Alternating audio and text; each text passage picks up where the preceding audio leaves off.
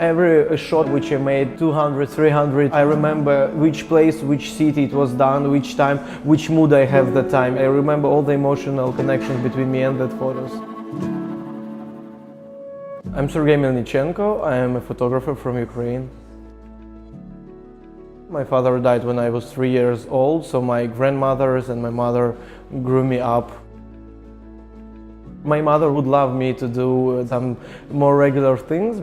She's a more regular person, but what she did the best is she gave me into dancing school. So I think because of that, every time I needed was to think about some new dances, new shows and something like that. And that's why I become a photographer after, like an artist, and that's why it influenced me.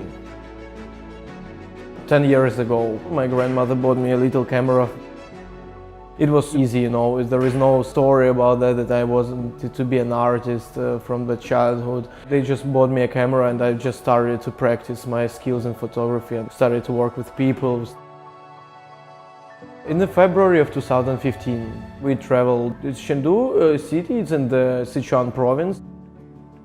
We went there with guys who was also dancing, like a group show. We went there like a job for money. I was dancing, but I was also doing like photography projects. When I was in China, I applied for a competition for an award.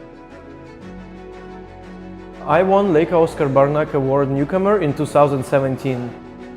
It was a big shock for me, you know, it was a really big shock. And after that, my works appeared in millions of galleries, millions of festivals, magazines printed online. Masters like Boris Mikhailov and Roman Pitkovka, it influenced me a lot, you know. I wanted to make my language. I don't have a specific style, I don't want to have it. I like to change everything to make new style, so that's why I love to change the film cameras, digital ones, instant action cameras, mobile phones. I liked every project to be not the same as the previous one.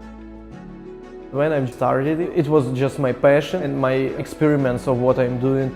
My mother was not so okay with that, making photos of naked people, of naked friends. But my friends just laughed from that, but they always supported me. Now they're more okay with that because they understand what I'm doing, and that what I'm doing is exhibited in different galleries, viewed by a lot of people. In Ukraine, if you want to reach successful, you need to work really hard, and I think every day you understand that if you're not working hard, you will be unknown.